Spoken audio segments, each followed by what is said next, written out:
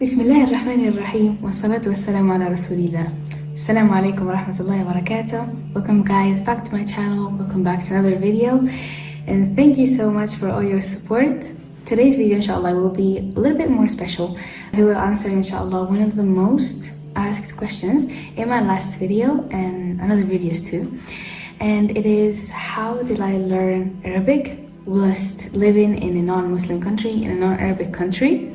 Let me tell you that learning Arabic in a non-Arabic country, it was a really hard one, but it is easier when you try to learn regularly and when you make more du'a, so Allah subhanahu wa ta'ala can make it easier to you. And if you don't know Arabic and you want to learn Arabic, then this video is for you, and inshallah I will try to help you and I'll tell you my experience inshallah. And a lot of you might be shocked if I tell you that I did learn Arabic but at home. I did not join any course or any classes or anything, and I did it all at home, alhamdulillah. So I started this journey with learning Arabic at the same time that I started learning the Quran. And at that time I was living in Spain, which is a non-Muslim country, a non-Arabic country, and no one outside speaks Arabic. I remember that I went to school and I did not speak Arabic in school. I did not speak Arabic when I was outside of school, on the streets or anything. I did not speak Arabic with my friends too. It was always something that I did at home and I learned at home, alhamdulillah. Now this is where the game changer starts. And it is when, this is one rule that my parents had. Whenever me and my siblings enter home, we do not say any word in Spanish. We only speak Arabic. Whether it was the Moroccan dialect, whether it was the Fusha dialect, you have to speak Arabic. Don't speak Spanish at home, at all. Whenever our parents caught us talking Spanish or anything, they would tell us, stop talking Spanish. Go back to speaking Arabic again. And this is something that benefited us a lot, me and my siblings. Honestly, I met a lot of people that were Moroccan just like me, but they didn't speak any word in Arabic. They don't understand any word in Arabic. They don't know anything at all in Arabic. And that is why it's really important for the parents that you teach your child Arabic. Arabic is the richest and the most beautiful language that I know, and basically there's no end to it. It's really good that my parents started with those rules ever since we were little kids. So we started off with Quran, and at the same time we started with Arabic. And it's really good to say that if you're watching this and you're gonna be a parent soon, you're gonna be a mother and you're gonna be a father, and you're Muslim, first of all, you have to teach your kids Quran and Arabic from a very young age. They will thank you. They will thank Allah subhanahu wa ta'ala, and then they will thank you for doing that. Because the thing is that when you're young, you can get almost everything. The brain of little kids it's just like a sponge. It sucks up everything, you know? So now, alhamdulillah, I do understand Arabic and I've memorized the Quran. So the beautiful thing is that when I'm reading the Quran, sometimes, not all the times, but because they are difficult words, but sometimes, alhamdulillah, I can understand the Quran because it is in Arabic and I know Arabic. So it's Fusha and the Arabic is in Fusha too. So I understand the words that are in the Quran. And when I'm thinking about it, I just say, this is so crazy, because I remember that when I was younger, I did not understand anything. And it was almost as if I was doing the Quran because I was told to.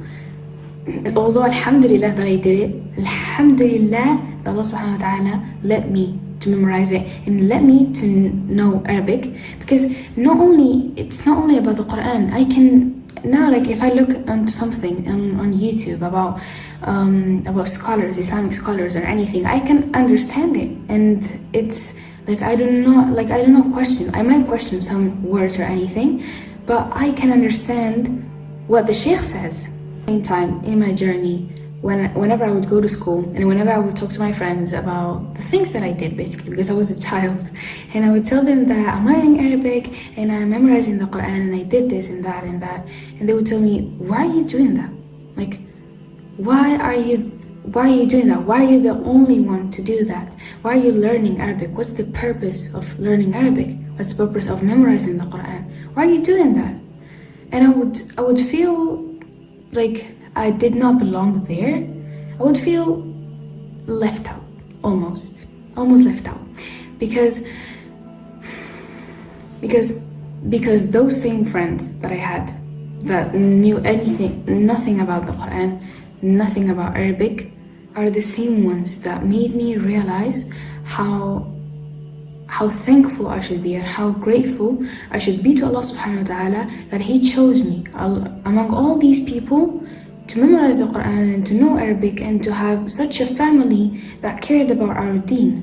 Okay, so going back to the main point of how did I learn Arabic, the first thing that is very important that I have to say and is to listen to Arabic. You have to listen to Arabic first and then practice it. That is exactly what I did. I started off with listening to Arabic, listening to conversations, and which conversations? I listened and I watched the Prophet's story, and the story of Musa, the story of Ibrahim, the story of Muhammad sallallahu alaihi wasallam, the story of the Sahaba, the story of Islam almost. So that's what helped me have a good pronunciation of Arabic, because I would listen. Listening makes a big difference, and listening was something, and watching these stories and watch these Qasas al-Anbiya with my parents, we would always sit and we would watch these stories of al-Anbiya, Qasas al-Anbiya, and we always watch, and my favorite one was Qasas Musa alayhi salam, and I loved watching it. We watched it almost 10 times, I think, and we would always sit at one time of the day and watch these qasas, always. If we finished Qasat Musa, we go to Qasat Ibrahim. If we finished Ibrahim, Yusuf, and it was a whole series, and we watched it all. When we finished all the prophets, we went to the Sahaba. We watched all the stories of the Sahaba. We watched the stories. We watched over and over the story of the Prophet Muhammad sallallahu alaihi wasallam. We loved it. Alhamdulillah. We learned a lot of the story, and mashallah, it was amazing. We learned Arabic. We learned about the Prophet Muhammad sallallahu alaihi wasallam. We learned about Islam. We learned a lot of things at the same time. Mind you, we started this when we were 3 years old, and my siblings were younger than me, so when they were even younger than me, 2 years old and stuff, and they would hear Arabic at home, only Arabic. We would go outside out of the house and speak Spanish with our friends, teachers, everyone, but we would come inside the house. We did not speak a word in Spanish. We would always speak Arabic. These people in my life, and they were I met people that were Moroccans just like me, and as I told you before, they do not understand nothing. At one times I was talking to them about our deen and Islam and everything, and I told them about, don't you know the stories of the prophets? Don't you know the story of Musa alayhi salam? Don't you know the story of Muhammad sallallahu alayhi wasallam? Don't you know the story of anything? They would tell me, no, I do not know that. And I was always surprised. I was like, why don't you do that? And I think that this is the role of the parents. It is really important that you educate your child on Islam and Arabic and everything. Because even living in a non-Muslim country, if you don't teach your child about Islam, Arabic and everything, the kuffar will tell them about their part. They will teach them about their religions and their languages. And if you don't teach them your language, then they will not know about it, You can do this. You can learn any language that you want just by listening and practicing. That's the thing that we did, was listening and practicing. So we would hear the stories of our prophets, and then we would speak it. We would try to speak it. And most of the times when we would hear a funny quote or a funny phrase or a sentence that we liked or anything, we would repeat it at home too. So it was almost as in we were adding that fusha in our vocabulary. Me and my family, we had the greatest times when we would sit and watch the prophets and the Sahaba and about Islam and everything, and we would learn everything in Arabic. Everything was in Arabic, because learning Arabic is so important, and it's like it was so important for us to understand Islam, that we would not be like left out, and that we wouldn't know about Islam and our religion, because it's our religion. It's a language. It's the language that the Quran is in. We should know it as Muslims. So I'm thankful to Allah subhanahu wa ta'ala, and I'm thankful to my parents that they chose that for us, that they led us to understand that language and to learn it, and that they prioritized it in our lives so that we can have that. So that I know Arabic, I know the Quran, and if I have any question about the Quran, I can easily go on YouTube and search it up, and I can hear Muhammad Hassan or Uthman al-Khamis or Badr al-Mashari or anyone, and I can understand what they say. And it genuinely makes me so happy, and at the same time it makes me so sad that there are people out there that they do not know that. I'm telling you the example of my friends, and may Allah subhanahu wa ta'ala guide them. But if I would talk about Islam or anything, they would just say, you're exaggerating. Or I would tell them, yeah, you should know Arabic, you should try to learn Arabic, because Arabic is such a beautiful language, you should try it. And they would tell me, you're just exaggerating, like, let it go, that's it, you don't have to talk about it all the time. Or do you know the story of the prophets? Don't talk about that, we do not want to know about that. Or hijab is fard, hijab is an important thing, we have to wear it. No, I'm just not prepared, I'm not prepared for it, I'm not interested, stuff like that.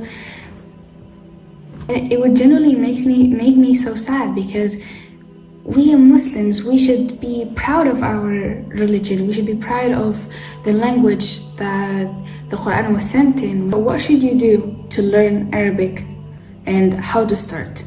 The first step that you have to do is listen to Arabic. Even if you don't understand it, listen it. That's the first thing that you have to do, because that way you know how the pronunciation works, you know the huruf, you know how this letter is pronounced, you know everything. So basically start with listening. Listen to Arabic. Wallahi, it's the best thing that you can do, because I did the same method with English, because I learned English the same way. I did not go to any specific school to learn English or anything. I learned English at home, and I used the same method that I used with Arabic. So listening is the first one. The first one is listen to Arabic all the time. Even if you have subtitles on the video, like translate it to English or to your language, it's okay. Just listen. It is really important. Just do that, please. Second thing is to practice it. You're past that stage of knowing some words, of how the pronunciation works, like how you can repeat some words without any problem. Speak it. Try to make a sentence. Try to look for dialogues online and repeat it. Change the words a little bit, and you say that by yourself. For example, السلام عليكم, أنا اسمي سارة وأنا عايشة في المغرب. So try to change it and do that by yourself. Okay, so try to make dialogues by yourself, and that should help you a lot. If you have someone to practice with, that would be amazing. That's what will make it easier to you. In fact, when I was learning English, I used to talk to myself, which I don't know if that's crazy or not, but I used to do that. I used to talk to myself, and I used to repeat sentences that I would hear on YouTube and on the stories of the prophets. I used to hear them dubbed in English, and I would repeat the words and stuff like that, and that's how I learned too. So that's another thing.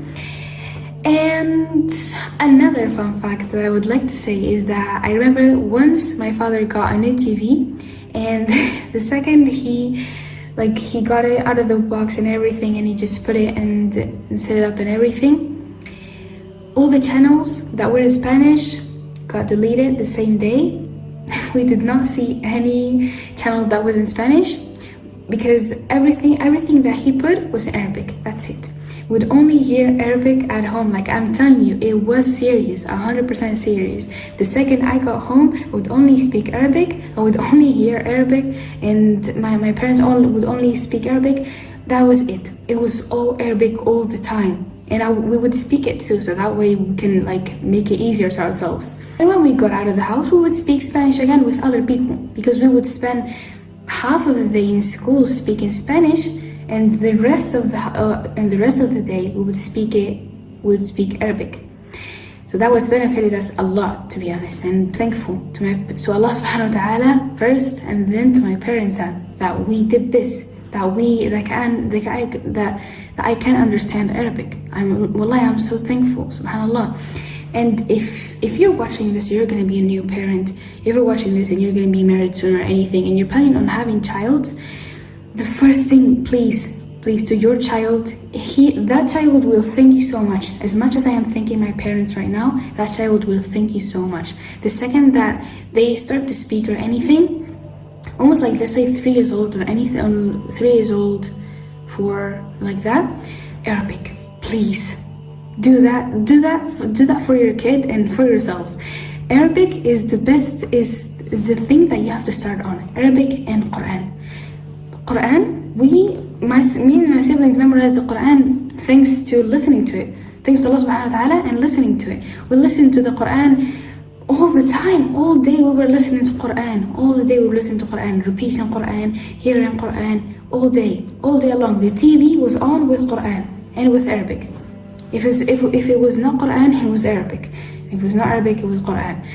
So it was like that. Please do not let that opportunity. When you're a kid, it's very easier for you to learn a language, to memorize something. So start with a very young age. If you're planning on having a kid,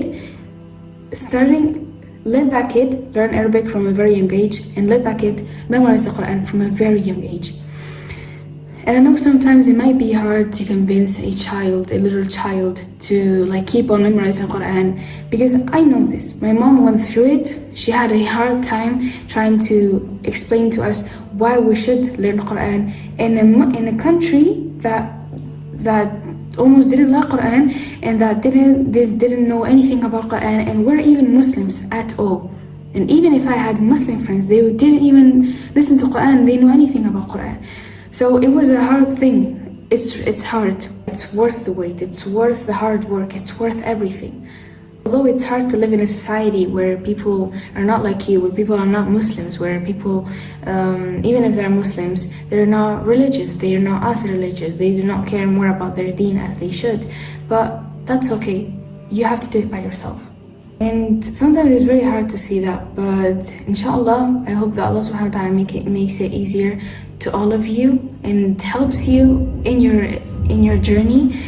My journey was not an easy one, but it was not a very difficult one. I had times where I enjoyed it the most, and I had times where I was really happy, and I was also really sad. So cannot forget about those times, but I'm still very grateful to Allah subhanahu wa ta'ala and to my parents. And it is really important. Please learn Arabic. It's gonna help you a lot. It's a beautiful language. Not only that, it's a beautiful language. And do not forget to teach your kids too. It's all worth the hard work. It's all worth your time. It's all worth the effort that you put in it. And wallahi, may Allah subhanahu wa ta'ala make it easier to all of you. May Allah subhanahu wa ta'ala let you enjoy this journey and how fun this journey is, and that you may start it inshallah. I hope that you benefit from this video, and I hope that you had a lot of fun listening to almost my experience and some fun facts that I said before. I hope that you have an amazing day, inshallah. Don't forget to follow me on my socials. I'll link them down in the description box, and inshallah I will see you in my next video. Assalamu alaikum wa rahmatullahi wa barakatuh. Fi amanillah.